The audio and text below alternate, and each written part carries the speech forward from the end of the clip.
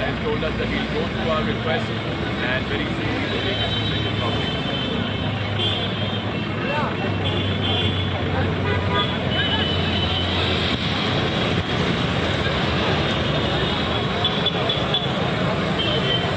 Governor తో పళనిస్వామి భేటీ ముగిసింది. పళనిస్వామితో పాటు ఆయన వర్గానికి చెందిన 8 మంది ఎమ్మెల్యేలు గవర్నర్ ను కలిశారు.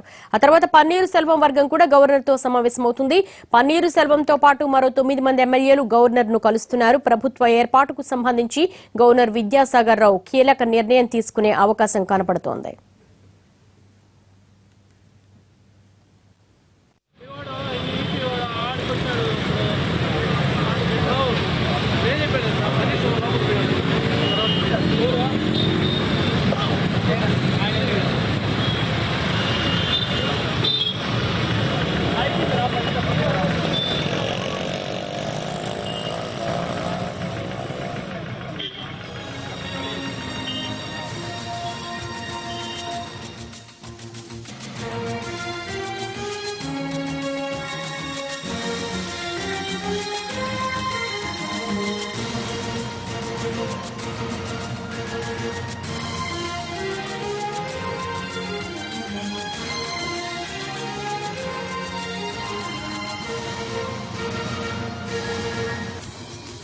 గవర్నర్ తో పళనిస్వామి భేటీ ముగిసింది. ఆ తర్వాత పన్నీరు సెల్వం కలవబోతున్నారు గవర్నర్ ను. ఈ భేటీ అనంతరం గవర్నర్ విద్యాసాగర్ రావు కీలక నిర్ణయాన్ని వెలువరించే అవకాశం ఉన్నట్టుగా మనకు సమాచారం అందుతోంది. ప్రస్తుతం రాజ్ భవన్ దగ్గరంతా కూడా ఒక హడావుడి, ఒక టెన్షన్, ఒక సీరియస్ వాతావరణం కనబడుతోంది. విజువల్స్ లో మనం చూస్తున్నాము. పోలీసులు భారీ బందోబస్తు ఏర్పాటు చేశారు. 8 మంది ఎమ్మెల్యేలతో కలిసి అన్నాడీఎంకే శాసనసభాపక్ష నేత పళనిస్వామి భేటీ అయ్యారు. అలాగే మరి కాసేపట్లో ఆపద్ధర్మ ముఖ్యమంత్రి care taker CM paneer Selvam కూడా 9 మంది ఎమ్మెల్యేలతో గవర్నర్ తో భేటీ కాబోతున్నారు. ఏం జరగబోతోంది? దేశవ్యాప్తంగా తమిళనాడు వైపే చూస్తోంది. ప్రభుత్వ ఏర్పాటుకు అవకాశం ఇవ్వాలని పళనిస్వామి గవర్నర్ ను మరోసారి కోరారు. నిన్న కలిశారు. తమకింత మద్దతుందని చెప్పారు. ఎమ్మెల్యేల మద్దతు తమకే ఉంది. ప్రభుత్వ ఏర్పాటుకు ఆహ్వానించాలని కోరారు. ఈ రోజు కూడా గవర్నర్ అపాయింట్మెంట్ లభించింది. పళనిస్వామి భేటీ ముగిసింది. ఆ తర్వాత పన్నీరు సెల్వం భేటీ కాబోతున్నారు. ఏం జరగబోతోంది? గవర్నర్ నిర్ణయమే కీలక కాబోతోంది.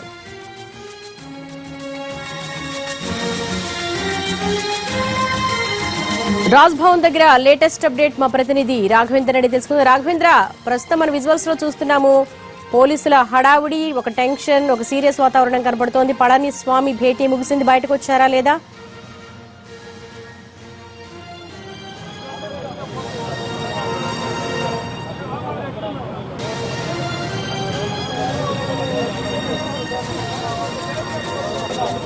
రాఘవ, గవర్నర్ తో భేటీ తర్వాత పళనిస్వామి బయటకు వచ్చారా? గవర్నర్ విద్యాసాగర్తో పళనిస్వామి ప్రతినిధి బృందం భేటీ ముగిసింది. కొద్దిసేపటి క్రితం ఆ ప్రతినిధి బృందానికి సంబంధించి మంత్రి జయకుమార్ మీడియాతో మాట్లాడారు. గవర్నర్ను కలిసి తమకు 124 మంది ఎమ్మెల్యేల మద్దతు ఉన్నట్టుగా గవర్నర్ దృష్టికి తీసుకెళ్లామని జయకుమార్ మీడియాతో మాట్లాడారు. ప్రజాస్వామ్యాన్ని నమ్ముతున్నామని కూడా జయకుమార్ ప్రకటించారు. ఖచ్చితంగా ప్రభుత్వ ఏర్పాటుకు తమకే అవకాశం ఇవ్వాలన్న విషయాన్ని కూడా గవర్నర్ దృష్టికి తీసుకెళ్లామన్న విషయాన్ని కూడా పళనిస్వామి నేతృత్వంలోని ప్రతిబృందం మీడియాతో మాట్లాడుతూ చెప్పడం జరిగింది. మొత్తం మీద మరోసారి శశికళ వర్గానికి సంబంధించిన పళనిస్వామి ప్రతినిధి బృందం గవర్నర్తో భేటీ అయింది. తమకు మద్దతున్న ఎమ్మెల్యేల సంఖ్యను గవర్నర్ విద్యాసాగర్ రావు దృష్టికి తీసుకెళ్లారు. ఇప్పుడు గవర్నర్ కలిసినప్పుడు 124 మంది ఎమ్మెల్యేల మద్దతు ఉన్నట్టుగా గవర్నర్ విద్యాసాగర్ రావు దృష్టికి తీసుకెళ్లినట్టుగా తెలిసింది. మీడియాతో మాట్లాడుతూ కూడా అదే అంశాన్ని వారు స్పష్టం చేయడం జరిగింది. మొత్తం మీద మరోసారి నెంబర్ గేమ్ మొదలైందని చెప్పాలి. ఇప్పటి వరకు ఎమ్మెల్యేల సంఖ్యకు సంబంధించి రకరకాల ప్రచారం జరుగుతూ వచ్చింది. ఇప్పుడు తాజాగా గవర్నర్ను కలిసినప్పుడు మాత్రం 124 మంది ఎమ్మెల్యేల మద్దతు పళనిస్వామికి ఉన్నట్టుగా విద్యాసాగర్ రావు దృష్టికి తీసుకెళ్లినట్టుగా తెలిసింది. అదే సమయంలో ఏడీఎంకే శాసనసభ్యులంతా కూడా మెజార్టీ శాసనసభ్యులంతా కూడా కలిసి పళనిస్వామిని శాసనసభాపక్ష నేతగా ఎన్నుకున్న విషయాన్ని కూడా గవర్నర్ దృష్టికి తీసుకెళ్లినట్టుగా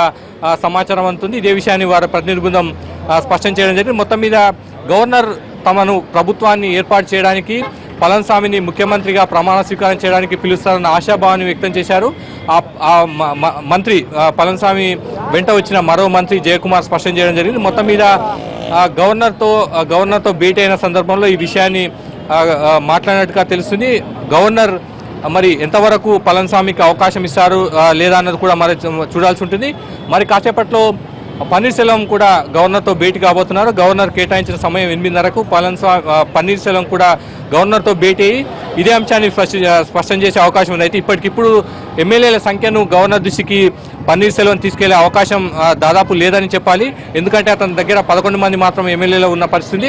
అసెంబ్లీలో బల నిరూపణకు అవకాశం ఇవ్వాలన్న అంశాన్ని పన్నీర్సెల్వం గవర్నర్ విద్యాసాగర్ దృష్టికి తీసుకెళ్లే అవకాశం మనకు కనిపిస్తుంది. దేవి, మొత్తం మీద గవర్నర్ ఒక నిర్ణయానికి రావాల్సిన సమయం ఆసన్నమైందని చెప్పాలి. ఇప్పటి వరకు అన్ని రకాల ఆప్షన్స్ ను గవర్నర్ తెలుసుకుంటూ వచ్చారు. న్యాయ నిపుణుల సలహాలు తీసుకున్నారు, రాజ్యాంగ నిపుణుల సలహాలు తీసుకున్నారు. ఈ భేటీ రెండు వర్గాలతో భేటీ ముగిసిన తర్వాత మరోసారి నిపుణుల అభిప్రాయం తీసుకునే అవకాశం లేకపోలేదని కూడా మనం భావించాల్సి ఉంటుంది. మరోసారి రెండు వర్గాల అభిప్రాయాలు విన్న తర్వాత గవర్నర్ తుది నిర్ణయానికి వచ్చే అవకాశాలు మనకు కనిపిస్తున్నాయి. దేవి, రైట్, తుది నిర్ణయం కంటే ముందు 124 మంది ఎమ్మెల్యేల బలం మాకుంది, ప్రభుత్వ ఏర్పాటుకు ఆహ్వానించమంటున్నారు. మరి ఫ్లోర్ టెస్ట్ ఎప్పుడు ఉండే అవకాశం ఉంటుంది? గవర్నర్ మొదటి నుంచి కూడా గవర్నర్ ఈ అంశానికి సంబంధించి విమర్శలు వస్తున్నాయి.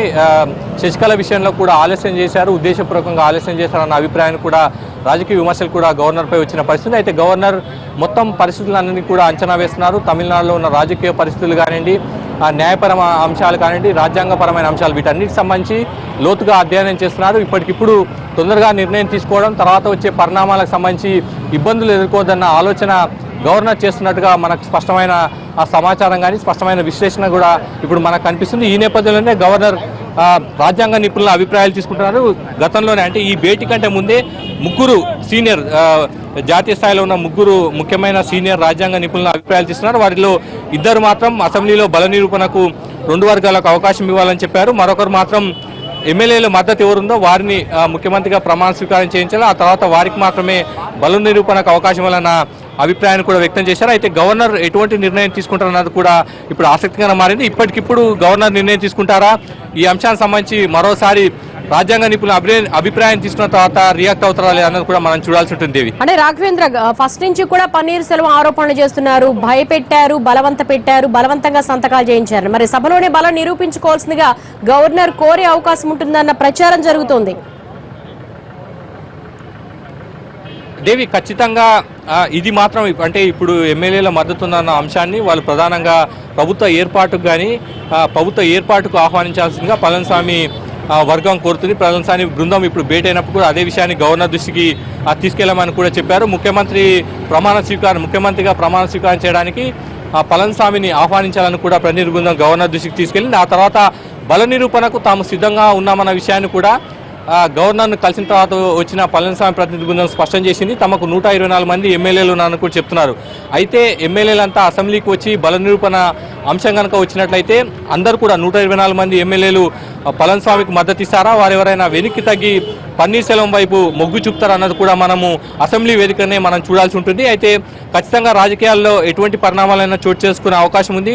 బల నిరూపణకు గవర్నర్ ఎంత సమయం ఇస్తారో ఆ సమయం లోపల శశికళ వర్గానికి సంబంధించిన ఎమ్మెల్యేలు పన్నీర్సెల్వం వైపు మొగ్గు చూపుతారా, ఎంతవరకు అతనితో కలిసి వెళ్తారన్నది కూడా మనం చూడాల్సి ఉంటుంది. దేవి, అంటే రాఘవేంద్ర, ఫస్ట్ నుంచి కూడా ఈ నెంబర్ గేమ్ మీద, వాస్తవ పరిస్థితుల మీద కన్ఫ్యూజన్ నెలకొంది. అంటే గోల్డెన్ బే రిసార్ట్స్ లో ఉన్నటువంటి ఎమ్మెల్యేల సంఖ్య, ఆ తర్వాత పోలీసులు అక్కడ వాకప్ చేస్తే రాజ్భవన్ కి ఇచ్చిన ఇన్ఫర్మేషన్ లో వాస్తవ పరిస్థితికి వీళ్ళు ఓవరాల్ గా చెప్తున్న దానికి చాలా డిఫరెన్స్ కనపడుతుంది. ఇప్పుడు 124 మంది ఉన్నారని ఒక రిప్రజెంటేషన్ ఇచ్చారు. ఇందులో ఎంతవరకు వాస్తవం ఉంటుంది, ఎంతమంది నిలబడతారు, బల పరీక్షకు వచ్చేటప్పటికి ఎంతమంది జారిపోతారు అనేది కూడా ఇక్కడ పరిశీలించాల్సిన అంశం. అంటే ఇప్పటికే గోల్డెన్ బే రిసార్ట్కు పోలీసులు వెళ్లారు. మధ్యాహ్నం తర్వాత మదురై సంబంధించిన ఎమ్మెల్యే శరవణన్ ఫిర్యాదు నేపథ్యంలో అక్కడ పోలీసులు, కాంచీపురం ఎస్పీ నేతృత్వంలోని ఆ పోలీసుల బృందం వెళ్ళి అక్కడ ఎమ్మెల్యేలతో మాట్లాడారు, వారితో అభిప్రాయాలు తీసుకున్నారు. మీరు స్వచ్ఛందంగా ఉన్నారా, ఎవరైనా బలవంతంగా మిమ్మల్ని తీసుకొచ్చి రిసార్ట్లో ఉంచారన్న అభిప్రాయాలు తీసుకున్నప్పుడు అక్కడ ఉన్న ఎమ్మెల్యేలంతా కూడా తాము స్వచ్ఛందంగానే రిసార్ట్లో ఉన్నట్టుగా పోలీసుల దృష్టికి తీసుకెళ్లారు. ఈ నేపథ్యంలో గవర్నర్ ఆ ఇన్పుట్స్ను కూడా పరిగణలోకి తీసుకునే అవకాశాలు ఉన్నాయి. ఆ ఎమ్మెల్యేలంతా కూడా మద్దతు పన్నీర్సెల్వంకే ఉందన్న అభిప్రాయానికి కనుక వచ్చినట్లయితే ఖచ్చితంగా పళనిస్వామిని ముఖ్యమంత్రిగా ప్రమాణ స్వీకారానికి ఆహ్వానించడం జరుగుతుంది. ఆ తర్వాత అసెంబ్లీలో బల నిరూపణ కూడా అవకాశం ఇచ్చే పరిస్థితులు మనకు కనిపిస్తున్నాయి. దేవి, అంటే మూడు ఆప్షన్స్ మొదటి నుంచి కూడా గవర్నర్ ముందు కనపడుతున్నాయి. విచక్షణాధికారం మీద, నిర్ణయాధికారం మీదే తమిళ రాజకీయం రాజ్భవన్ చుట్టూ తిరుగుతూ ఉంది. ఒకటి బల నిరూపణ, రెండు ప్రభుత్వాన్ని ఏర్పాటు చేయడం, 3 రాష్ట్రపతి పాలన అనేది సుస్థిర పాలన దిశగా అడుగులేస్తామని శశికళ అల్టిమేటం జారీ చేసినప్పుడు కూడా గవర్నర్ విద్యాసాగర్ రావు చెప్పడం జరిగింది. ఇప్పుడు ఏం చేయబోతున్నారనేది ఒక ఉత్కంఠ. దీని మీద రాజకీయ విశ్లేషకులు ఏమంటున్నారు? అంటే గవర్నర్ మొదటి నుంచి కూడా తమిళనాడు అంశానికి సంబంధించి పన్నీర్సెల్వం రాజీనామా చేసిన తర్వాత ఆపద్ధర్మ ముఖ్యమంత్రిగా కొనసాగాలని పన్నీర్సెల్వంను కోరారు. ఆ తర్వాత శశికళ ముందుకు రావడం జరిగింది.